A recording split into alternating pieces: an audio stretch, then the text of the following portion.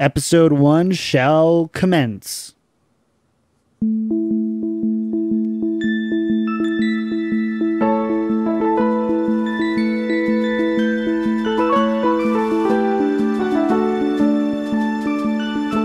podcast for heroes in the world of Overwatch. This is The Payload.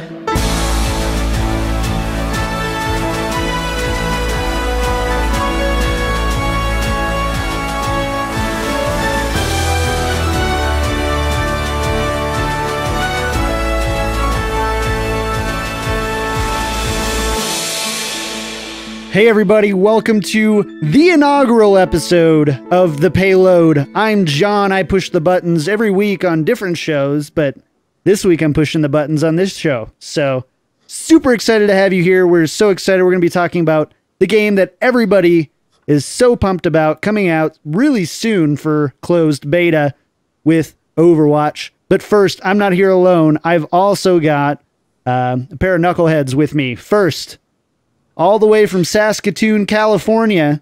Just kidding. It's just regular California.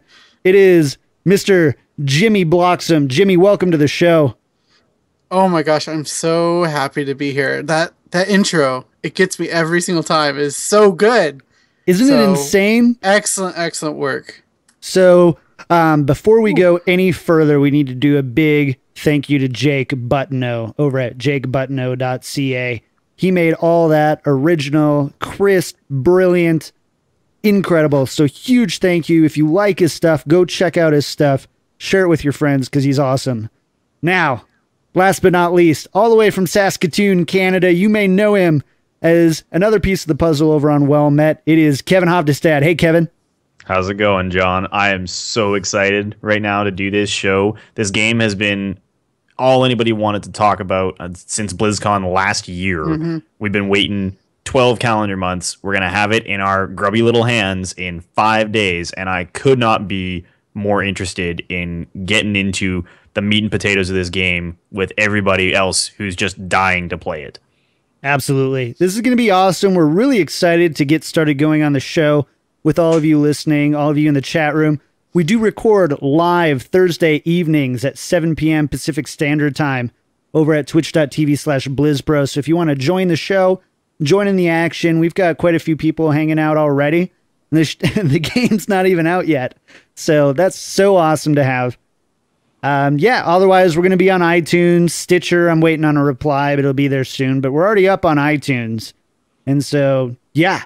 Thank you guys again so much. So first, we're going to tell you a little bit about ourselves for those who maybe don't listen to our other podcasts, and talk a little bit about our history with games like Overwatch. And then we're going to jump in and talk real Overwatch news. We're going to keep it nice and sweet, though. So I'm John. I've been doing podcasting now. Kev, can you believe we started this venture in about February? It's been a long ride, dude. We are doing a lot of work on these shows, but I have a hard time believing it's been that long when you say it out loud. Yeah, it's kind of been insane. We've been doing this a while. Kevin and I have been doing a different podcast called Well Met. It's a Hearthstone podcast, and we've just had such a great time and have a similar passion for similar games. So we decided to go in on another venture. As for me, for first-person shooter stuff, I was actually a competitive Halo player for many years. Did a lot of stuff with that. Still play quite a bit. I really enjoy competitive games and shooters and things like that. And so I'm really looking forward for Overwatch to where I can really jump in, go deep into a game that everyone wants to play. I want to be super competitive at it, and really excited. Kevin, tell us a little bit about yourself. What's with you on the show? What are you doing here? And then tell us a little bit about your FPS history. Well, I'm here because basically at this point, my professional career and selection of hobbies revolve pretty much exclusively around the products created by Blizzard. I started playing the Blizzard library of games back in the early 90s with the first Warcraft and have kept up with it since.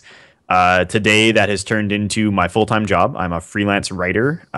People who know me know that this is something I've been working towards for quite a while, but for those who don't, you can look me up online, check me out on Twitter. You'll find work that I've produced about Blizzard games and esports in general on IGN, GamesBeat, Rock Paper Shotgun, and a whole host of Blizzard fan sites and eSport team sites. This is what I do for a living now.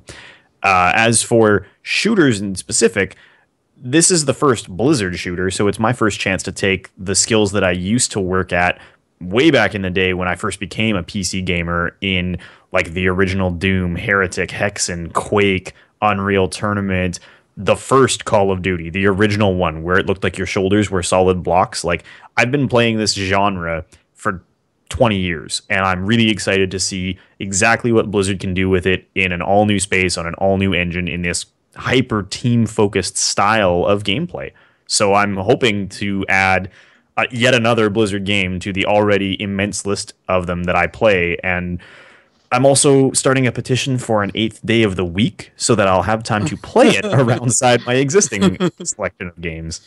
It's not how it works, Kevin. It has to do with do with the sun and the tides, okay? And the moon. 3-day weekends every weekend, please. Now that's something I can handle.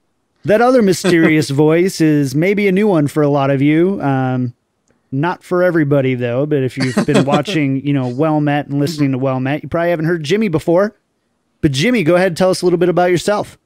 Oh my gosh, I could go on for a long time about my history in games, but I'll try to keep it brief. But basically, my competitive side of gaming started in the arcades and music games, mostly Dance Dance Revolution. I was heavily involved in that, and then I got really involved in StarCraft, and it kind of just grew from there, writing for sites here and there, and I did podcasts years ago, but then at the beginning of this year, Twiz approached me to who's the one of the other hosts on all these Blizz Pro shows that we have now, and we started up a Heroes of the Storm podcast just because we were really interested in the game, and we've been doing that since like January or December. So that's been really fun, and that's opened up opportunities for me to actually cast in tournaments and stuff like that, and also guest on other podcasts. And then John approached me about Overwatch, an Overwatch podcast, or I don't know if you approached me or I was just like, hey, if you're doing an Overwatch podcast, let me in. Yeah, the true story is we were talking about an Overwatch podcast, and like John and I were making like subtle references about it back and forth on Twitter, and all of a sudden both of our phones are blowing up with these messages from Jimmy. Hey guys, guess what? I'm your new host. That's what actually happened. Actually, sorry, but the actual true story is I've been watching Jimmy's work for quite a few months.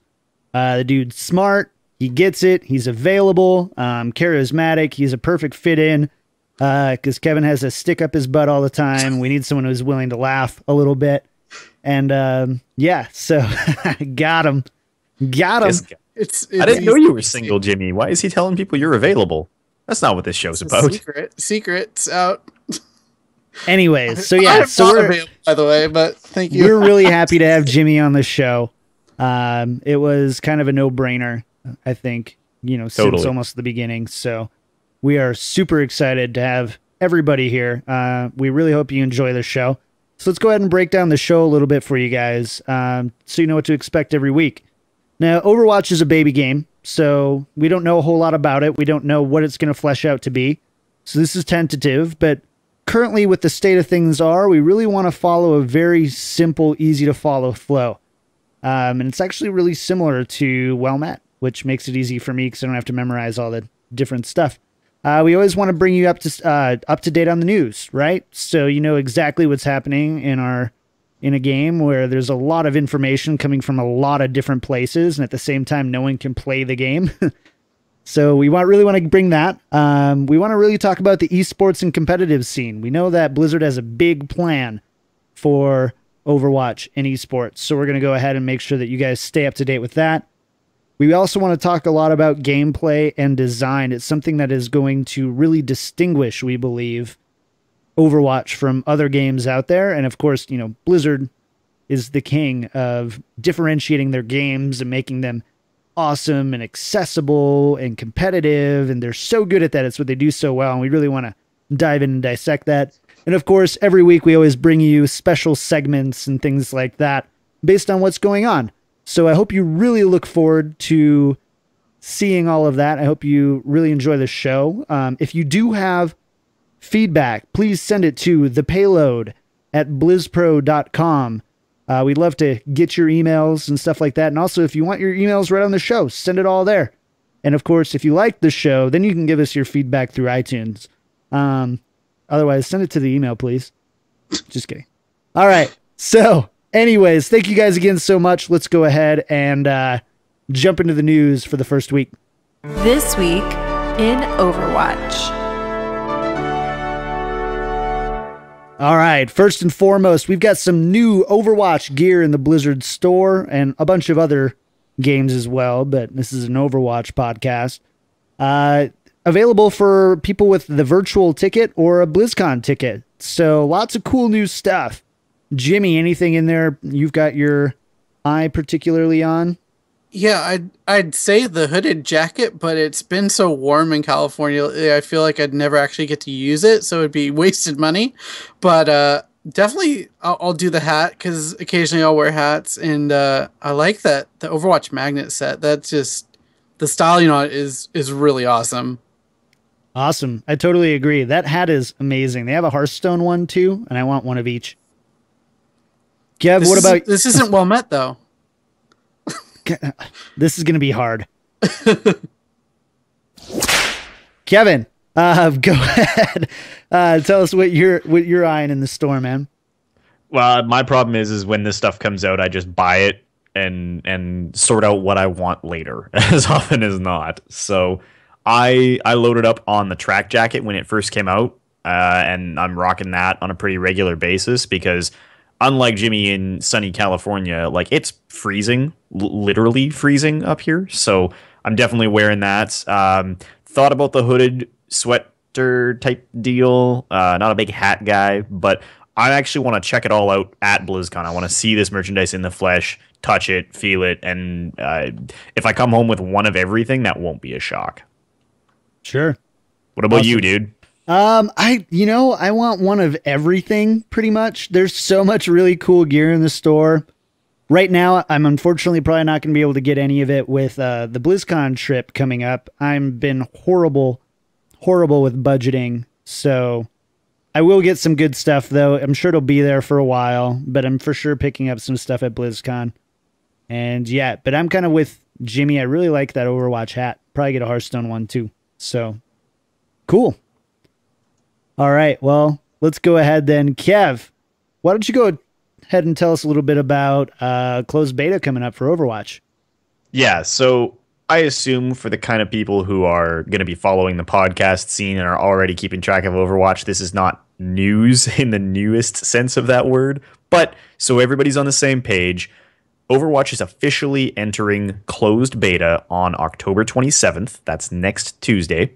What we know right now is that the current beta launch is planned as a small closed beta. Only a handful of people are going to be invited to test. Those invitations are going to be direct to your Battle.net account. There are no keys. You cannot get on any kind of list, so you either get flagged for it or not. If you haven't already, go to your Blizzard account management settings, find the beta opt-in, and make sure that you've checked off the Overwatch box and submitted up-to-date computer specs, because the initial beta test is also Windows only. So for anybody who's a Blizzard gamer or a quote-unquote PC gamer but playing on a Mac, this beta client is not yet available for Mac. We don't know long-term what operating systems are planned for support for Overwatch, but we do know at this point that the initial beta launch is going to be Windows only. Down the road, if you don't get into the closed beta to do testing, there are going to be a series of open beta weekends. So the way that this beta is going to be structured is a small group of people are going to be able to do routine play testing to help sort of find the bugs in the game, test out levels and design, and then a larger group of people are going to be asked to sort of test the servers, jump on, play a whole bunch of games and see, does it break anything with authentication or voice chat or anything else, and bring down any of the systems? Because Blizzard has to see exactly what kind of capacity their servers will have running this brand new game on a brand new engine with all these new features. That, I think, covers just about everything. Although we should probably talk a little bit more about voice chat, hey? Oh, yeah, Let's go ahead and talk about that voice chat over there. Kev, So- you've got you're the one who linked this to me earlier today, so why don't you go ahead and break it down for us? Yeah, so traditionally, Blizzard has not had a really, I'm going to say, strong track record with voice chat in their games. It launched to not really great feedback in World of Warcraft many, many years ago, and I don't know anyone that actually uses the World of Warcraft in-game voice system because there were so many robust and competitive third-party choices. There was a brief effort at some in-game voice stuff in StarCraft. Again, not a lot of wide usage, especially because it wasn't really a team-focused game. But in Overwatch beta, it was announced just today that the actual Battle.net client is going to have integrated voice chat support. Now, that support is only going to be for the Overwatch beta initially. Speculation is that this may actually be a feature that will cross into the other Blizzard franchises down the road, or even be something that you could use just within Battle.net itself while you're playing two different games between you and your friends. We know nothing about exactly what that's going to look like yet. At this point, it's purely a test designed to go in with Overwatch because I think fundamental to playing a first-person shooter is the ability to communicate with your team quickly.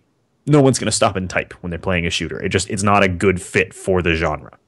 Right. I know they definitely did talk about, for those without mics, they're actually working on some in-game hotkeys for, like, you know, different commands like, hey, I have my ultimate, things like that. They did confirm that on the stream a little bit. But it's not like Heroes where you can ping the map and do a quick type and still keep doing what you're doing the whole time. So, yeah. Jimmy, any last thoughts kind of on this voice chat stuff? Just that it's a really good thing for, like Kevin said, FPS is just with how quick paced they are, and especially Overwatch. I'm sure we'll talk about this more later, but just how quick paced the game feels. I mean, it seems just insanely fast. I mean, it seems faster than it was when I played it at BlizzCon with all the new videos that have come out, and obviously the live stream last week as well. I think it's important to point out, too, that Overwatch is, at this point, never going to have any kind of deathmatch or team deathmatch style gameplay. It's always going to be team objective driven games. So it's not like you could just load into a game and roam around trying to get your best personal kill death ratio, because that's not fundamentally what the game is about. And not being able to communicate would be a huge liability in that respect. So I actually think it's really smart that they're launching these side by side, not trying to get people playing the game and then rolling out the voice chat client later. Because I think this is really, it's super integral to the whole notion of how Overwatch is going to play. Absolutely. Speaking of that, though, so we've got a beta date now. Well, closed beta date. We know about these beta weekends. We know about the voice chat. We've got BlizzCon coming up in, what, 2 weeks? Like 2.5 weeks? Oh I my can't God. believe it. I am so excited, by the way. That is so freaking soon for my first BlizzCon. I am so pumped. But with all this stuff that we know now, and it's happened so close before BlizzCon, what are you guys thinking we're going to see when it comes to BlizzCon? And I'm going to hand this one over to Jimmy. I think the safe bets are the announcement of how the pay model is going to be for this game. I think everyone's kind of expecting it to be free to play, but they could. They're a big company; they can kind of just do whatever they want. But I think another fairly easy bet is a console version getting announced as well, because Microsoft is kind of made a big deal about them actually attending this convention. So, and that's the only real logical place that a console would fit in Blizzard's universe right now, it feels like. And other easy bets are more heroes and maps announced, potentially another mode or something like that. But I can't think of anything that they're hiding in their hat to pull out for BlizzCon for Overwatch, because there's only 2 panels there. So I don't think anything too crazy is going to get announced. That's fair. Kev, anything else you think to add to that? I mean, I think the map stuff is a sure bet. Characters, it could be tough because they've announced so many recently, although we don't really know what the target point is as far as number of characters and variety. So maybe that would be really cool. Console support is a tough one because I feel like they're so keyed in on getting this optimized for the PC environment and how it's going to play on PC. But there is no other reason for Microsoft to be present at the convention or rebroadcasting it on Xbox Live. Like, there has to be a connection there. And I've heard people say, oh, it would be awful on console. No, it would be great. It would be a phenomenal console shooter. But that also circles back to Jimmy's first point, which is the pay model. If they're going to put it on console, that sort of runs contrary to the free-to-play notion, because I feel like you're going to have a hard time selling console players on a $60 title when you can go download it on your computer for free. But I don't know. Maybe that's exactly what they're going to do.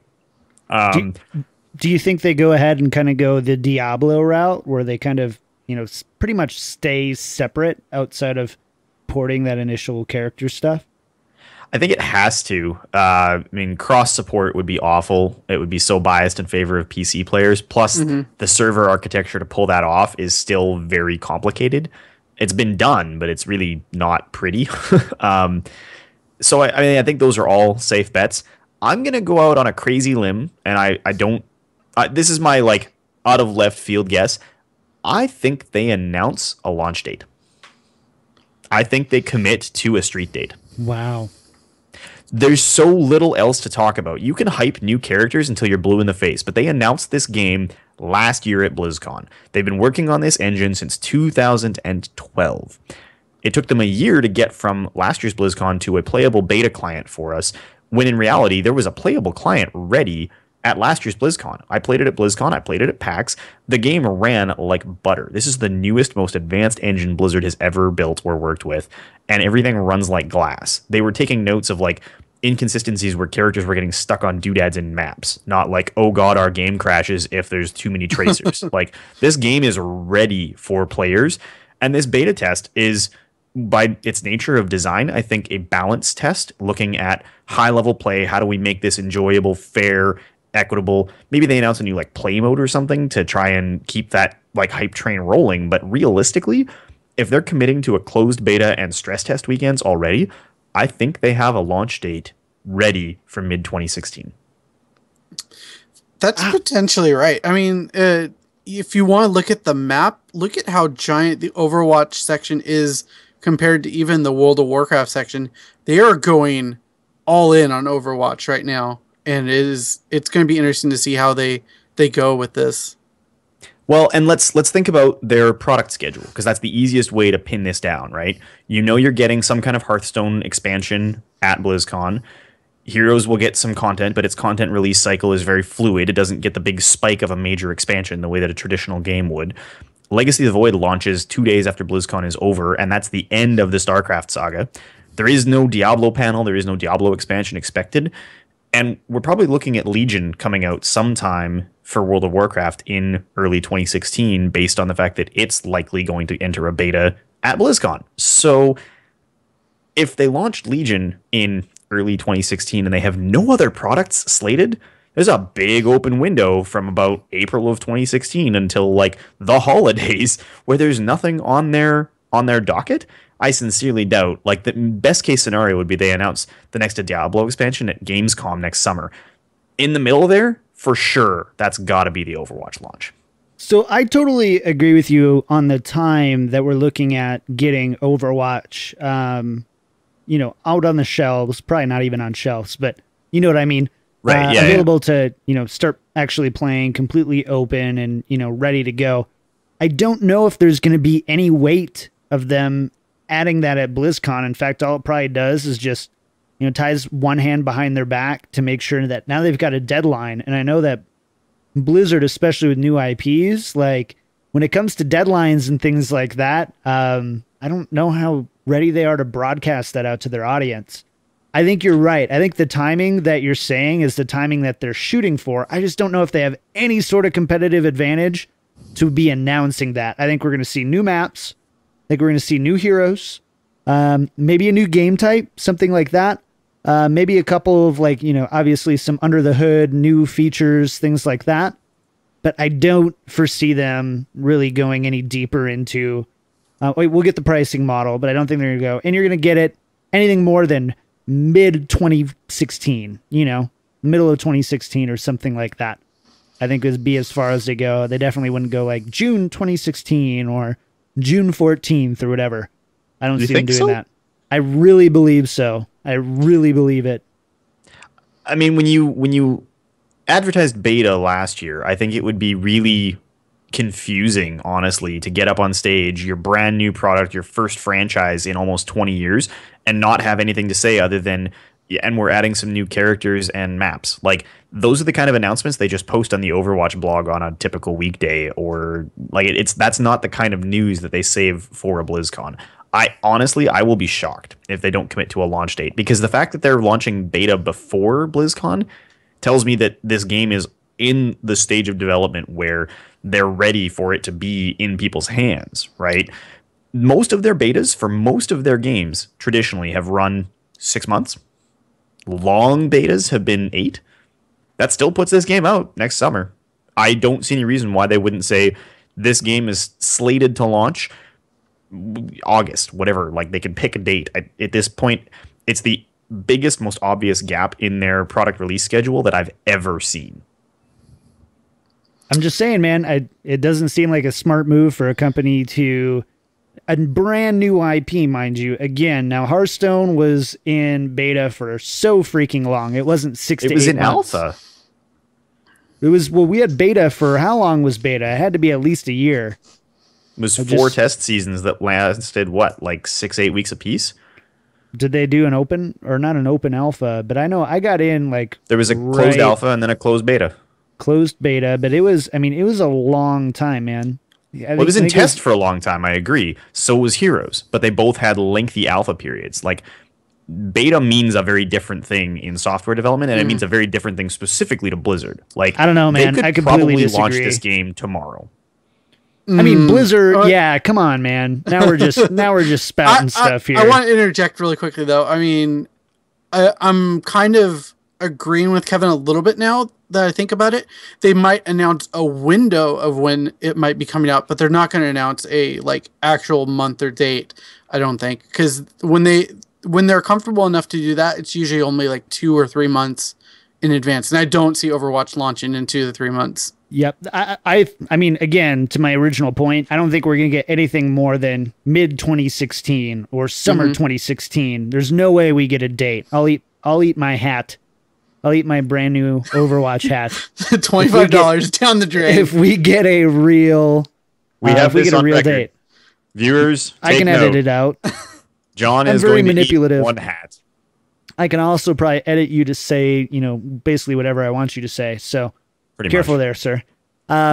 Anyways, I really enjoy the conversation, but I think we need to talk a little bit about some gameplay and design stuff here, because this is kind of the bread and butter of what we really want to talk about with you guys today.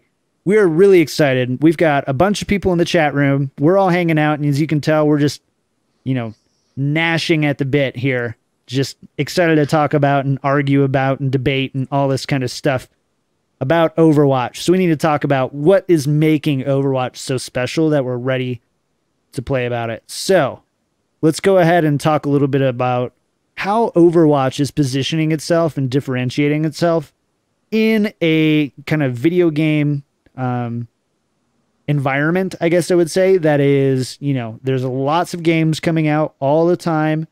Esports are, growing, being huge. Obviously, League of Legends, CSGO, Dota, Heroes of the Storm, really, really, really huge stuff. And then in comes this game called Overwatch. It's got a Pixar-looking trailer with all sorts of different characters doing different things. So, Jimmy, I'm passing this one on to you. What makes Overwatch different than the other FPS and team-based strategy games that we've got so far?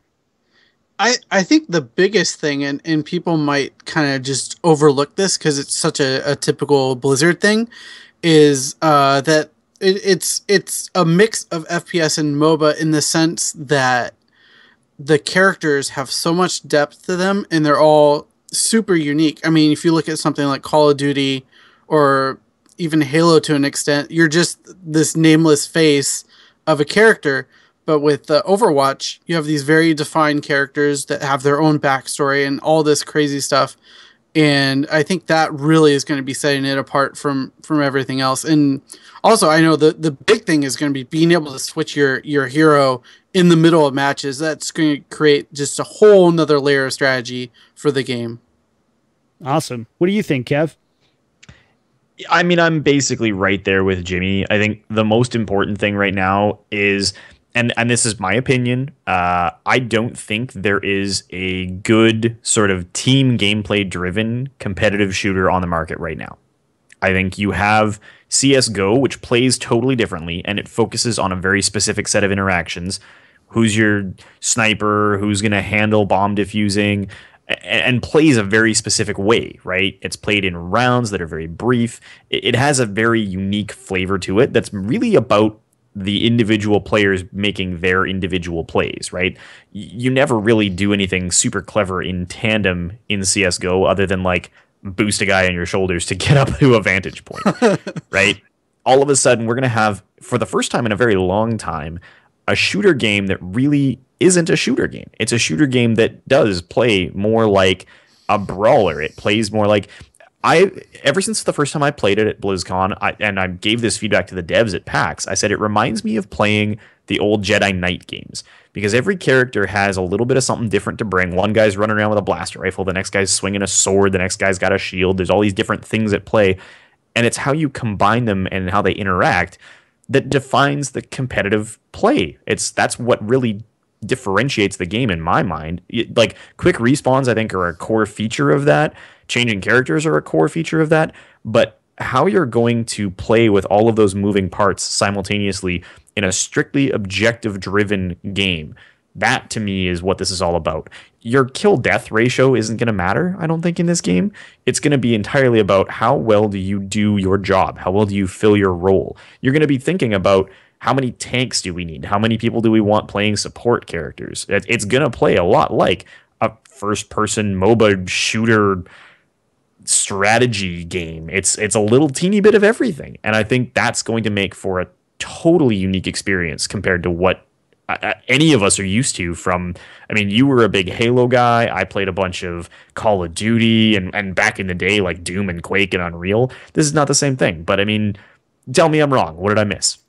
Oh, I mean, I'm honestly right there, but I really want to bring a couple of key things that are really poised to make Overwatch really different. Now, the first thing is the respawn timer. The respawn timer is actually quite long when you look at other competitive-based shooters. You die, you look at your body there, and there's about like a 5 to 7 second replay about how you die before you can even go back into the hero select screen and run back. Plus, on top of that, unless you're choosing a fast support hero like Lucio or Tracer, you are really slow kind of getting back to the action. Second thing you talk about is kill death, or the KD ratio. As far as I know and what I've seen so far, the only time I've seen a KD ratio, and I think it was in earlier builds, is at the end of the game when you're kind of voting for the player of the game. It's not something that anyone knows during the game. It's not anything that anything like that. You do, however, have a kind of like a status bar where the more on fire you are, you can see that, and your other teams can see it. It starts out kind of cold and blue, and then after I think it's like 10 kills in a row or something like that, your guy is flaming on fire, the little portrait in kind of the scoreboard view, however they determine a scoreboard view, but mainly to see what the other heroes are. And then the big thing is hero swapping. That is the most insane thing. It used to just be, shooters are all about twitch mechanics, right? It's very easy to understand where to go in a map and how to, take a certain part. What is not very apparent is when things start to change, having the heightened mind to be able to go in and go ahead and go, okay, we need to change our comp. I really enjoyed listening to, all the developers and Elohim kind of go in and talk about, oh crap, they're taking us over with this. We need to switch. We need 3 tanks instead of 2 or whatever. And like, starting to draw that strategy in is huge. And those three things are really going to differentiate Overwatch from, the rest of the market out there.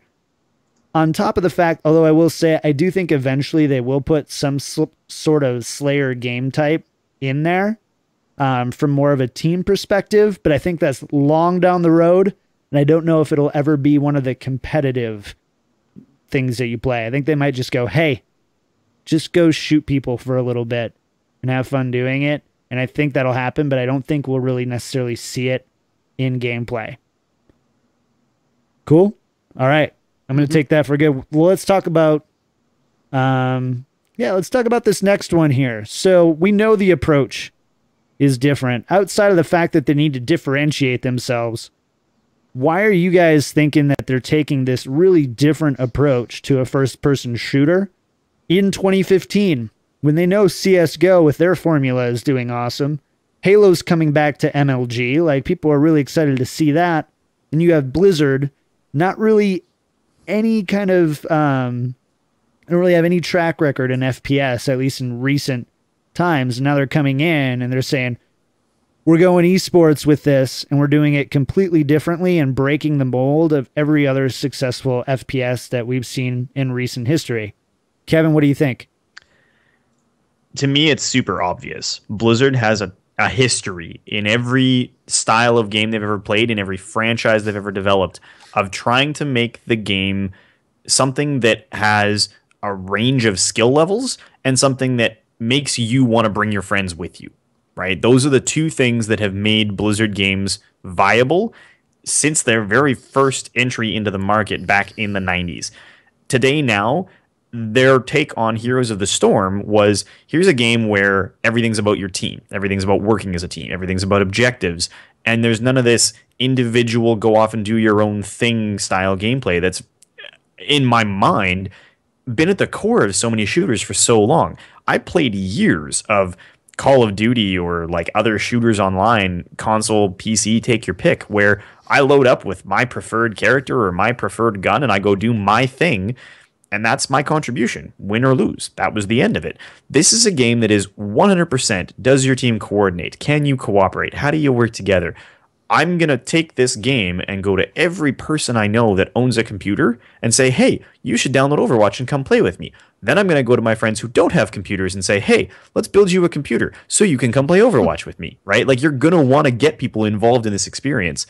And the game isn't going to be punishing to people who aren't Twitch mechanic players. There's characters where you can sit and build turrets or get behind your team or stand in front of your team and put up a shield. Like, your contribution doesn't have to be, I can 360 no scope kids all day long, right? Like, there's all of a sudden new, different, and in my mind, better ways for people of different skill levels to enjoy the game and make contributions to their team.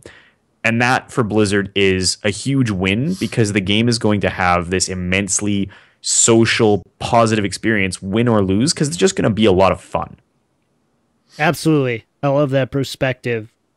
Jimmy, what do you think, man? I was thinking the same thing as Kevin, but I thought you were going to go a bit of a different route on explain it, but this has traditionally been what Blizzard does. I mean, they're never first to market with a certain type of game, but they always see the market and see where it can be improved and come out with the best product that they can do for that genre. Like StarCraft came out when Total Annihilation was a big thing. World of Warcraft came out when EverQuest and Ultima Online were a big thing. And Heroes of the Storm came out when League of Legends and Dota 2 are these giant properties. And so they're all in kind of response to the market and what they think they can do better. And Overwatch is, I think, just another obvious move in that direction. And I'm really excited for it. Okay, guys. Then we need to talk about something here. Do you guys truly believe that Overwatch is going to be successful as an esport? And to what extent? Where are you seeing it on that, on Twitch or, the prize pools and stuff like that? Obviously, we don't know. We're just speculating here because it's episode number 1 and we don't have a beta yet. So let's go ahead. Jimmy, I want you to take this one first. Go ahead and tell us what you're thinking. I'm a little bit nervous because I think Heroes is struggling right now as far as an esport, and they're kind of getting into another crowded market with CSGO and Halo kind of coming back, and Call of Duty even getting a whole nother push and incentive for the next year, it looks like. And I'm a little worried, but Blizzard, they don't just give up if something's not successful. They keep going at it and try to build from the ground up. And I think that's what they're doing with both with Hearthstone Heroes. They've kind of just brought in a lot of the streamers, the Twitch streamers, and that's kind of been their focus for building the community from the ground up. And obviously that's what they did with Overwatch. And I think that's been really successful. I mean, there was 50 or 60,000 at least watching the various streams last week. So esports wise, I don't know. It's really hard to tell right now. Hey, John. Yeah. Ask me why Jimmy's wrong. Oh, man, are you really he's brand I'm gonna new do to the it. show. Here we go. I've developed a tough skin with you, Kevin, where I just know that you're just trying to puff the chest. Ask me why out. Jimmy's wrong. Why is Jimmy wrong, Kevin? Jimmy's wrong because Blizzard didn't do a really phenomenal job of entering the MOBA market with a new product. MOBAs were an incredibly saturated game space that, frankly, Blizzard had long since missed the boat on. They had their opportunity to own that segment back when Defense of the Ancients, as it was called, was built on the Warcraft 3 engine. That erupted into something that now has 10, 15 years of legacy behind it. And frankly, people who are interested in that genre have long since made their commitments, both with time and financially. Heroes of the Storm has a loyal fan base of people who enjoy the game and the way it's played. They enjoy the company and the product. But fundamentally, I don't think it was ever designed to challenge the throne in that genre.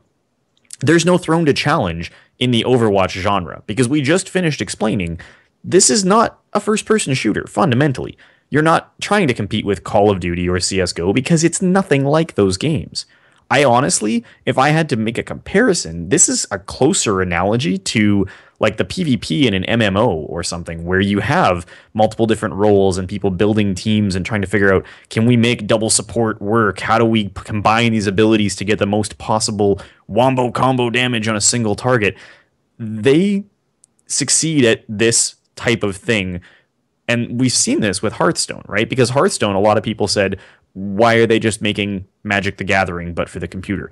It's nothing like Magic the Gathering. I mean, it has some fundamental inherent things that are similar because it's a card game, but they built their own genre of playable card game online. And that's what Overwatch is going to be. It's going to be its own ecosystem that's not really comparable to anything that anybody's playing today.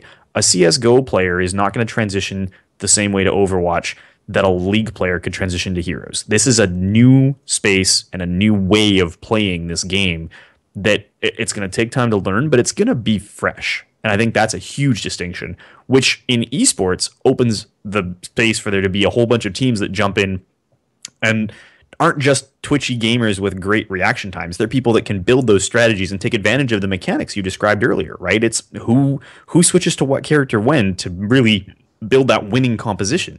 That's going to be something we've never seen before in this space. Yeah, I mostly agree. Though there are some, PvP shooters and stuff where you can shoot or choose roles and loadouts and things like that. I do think that this is more of an evolution rather than an adaptation of that. Like, I do think that there is some precedence in esports and shooters in that comp, but not to this level. I mean, when you watch this live stream, right, you've got, these healers, you've got defense, you've got, kind of offense, you've got tanks, you've got these very specific types of heroes who do very specific things and do them very well. And I love, I think it was Jeff Kaplan who said it. He goes, when you start playing the game, you start to gravitate to certain players. In Halo, I was always I was a run and gun, like, John, we need you out front and we need you shooting as much as possible. We'll support you kind of thing. I'm actually looking forward to sit back a little bit. Overwatch, that's kind of what I want to do. The support roles to me look more fun than the shooter ones, except for the Reaper. I really want to play the Reaper so bad. Now, keep in mind, I haven't gotten to really play it yet. I've just watched probably 100 hours of footage over the course of, like, 8-9 months. So it's been pretty insane. So yeah, I think we've got a really good handle on, what Blizzard really needs to do to differentiate themselves with Overwatch to make it successful. I think we all believe that it's going to be successful as a video game, just like I would say Heroes of the Storm is, right? I hate MOBAs. They're hard. They're not fun, but I love Heroes of the Storm. It's really fun. It's easy to pick up. I don't feel like an absolute jerk when I don't know what I'm doing and things like that. So I get it. I think I get it, but I don't think they're catering this game. And to Kev and Jimmy, both your points, this is something totally different and something totally new that right now, I had a blast watching the live stream. I didn't want to stop watching. I was super involved all the time. That's without a spectator client. That's without people casting the games. That's without all that stuff. You're just hearing a bunch of people talk over themselves and stuff and ask questions to developers. Like, this is a really exciting time here, and we really get to be a part of the history of this game and something that could be, and I think we all believe it's going to be here for a while. We're starting a podcast for it, so it's not going to be, we don't think it's going to be done in a couple months, that's for sure. Any last thoughts on differentiation here, guys? You feel pretty good about it? Awesome. I love that. They nod their head at me on an audio podcast. That's beautiful. Yes. I agree. Great. So we're going to leave a little bit of fluff talk here. We're going to leave with a little bit of fluff talk before we go ahead and head out for our first episode. So, Kevin, you first. What hero are you most excited to play and why? Honestly, you cannot skirt this question, by the way. I'm not skirting. Okay. Having played the game. One hero. Having played the game a little bit at BlizzCon last year, at PAX this year, I really had the most fun playing as Widowmaker. I found she just had this really cool balance of the right amount of mobility so that I never felt like I was really trapped. I could move around. I could scale walls with her little grappling hook thing. I could get into cool positions and make contributions by knocking out the enemy supports, the enemy backline, sneaking around. And as soon as you have a sense of the maps and the way that they're designing the flow of these levels, you can actually position yourself to do a lot of damage with her. So that was, for me, what was the most fun, because I really fundamentally in this game think that zoning and control of spaces is going to be one of the most important things you can do as a team. And that's how I see myself doing it, is being in the place to knock out those sort of key backline characters. Jimmy, what about you, man? I'd have to say Lucio. When he was first announced, I was like, this is such a unique character and just a really cool support. I generally have been moving towards supports in all the games I play, and like heroes and stuff like that. But Lucio, just his abilities are really cool because they do two different things. So you can boost the movement speed or regen health, and just being able to control both those things is really cool to me. And I like his style. I like I'm a big EDM fan, so I listen to a lot of techno and stuff like that. So it's right up my alley. Awesome. As for me, guys, I gotta say I'm super excited about playing Soldier 76. He cleaned house in the live stream, has super really cool gameplay mechanics, and I love those characters that just have the ability to just go on a tear. The type of thing where they walk in, they go, hey, there's a Soldier 76. You saw that every time. Soldier 76, Soldier 76. And they start immediately going for that person. I love those types of characters where they just put fear in the foes of your enemies. So I'm all about that. All right. Second question. Obviously, there's lots of different roles. We talked about, healing. We talked about defense, I think, is just how they've put it so far, right? There's attack or offense. Is that how they put it? And then tank. With those different types, obviously, no matter what, you're going to end up playing all sorts of different combinations of characters. But what type of role really resonates with, the type of player that you think you're going to be in Overwatch? Jimmy. I really, just off what I said, I'm interested in playing is hero-wise. I see myself playing support a lot. I mean, I played Mercy a whole bunch at BlizzCon last year, and I absolutely loved playing as her. It's just a really cool role and something very unique in this genre for sure. You don't really get a whole lot of support roles that are directly healing your teammates in a SPS like this. Totally. I love that. What about you, Kev? See, and I don't have a particular role in mind. I'm thinking about it from a game mechanic perspective, right? I want to play characters that have the ability to do a lot of work as far as how they're going to allow my team to influence objectives. So for me, I want to play characters that can zone and that are flexible, I guess. Is like if there was a flex role, that's what I see myself playing. Widowmaker was my favorite, but I lean towards like I want to be the Zarya or the Torbjorn or some of those characters where I can go on offense, I can do a lot to sort of, manipulate positioning and control space, but also be throwing out, armor or health or shields to a teammate. Like I want that kind of contribution where I can swing one way or the other depending on the needs of my teammates and controlling that space that I want to own, overwatching the objective. Cool. Awesome. As for me, I'm all offense, baby. Just give me that offense. Let me shoot someone in the face. I'm all about it. All right. So let's go ahead with the last little bit here. Minor details in the game. They did a really good job at the live stream to talk about all the different little details and things. We know that the environment is very interactive and there's all sorts of really neat details. What was your favorites looking at it? And we're going to keep this one quick. Kev, any favorite details that you saw? There's so many little things. I want to know more about the story. So like seeing all the like maps in the laboratories and the little things that are supposed to have personality. Like this is a game that's supposed to be set in the real world in the future. So the level design that we've seen, I'm super excited for all of the things that they do to make it feel real. Like I'm jumping around in South Africa or Mumbai or wherever these cities are supposed to sort of represent in the future. That to me, like I would love to see them riff on the kinds of level design that occurred in other games, but in this modern Overwatch world. I want to see like a crazy favela type level from Call of Duty reimagined for the Overwatch world, and the stylistic elements that they're doing to pull that off make me super happy. That's what I'm jazzed on. Top down, how these levels make the world feel real but super futuristic. Awesome. What about you, Jimmy?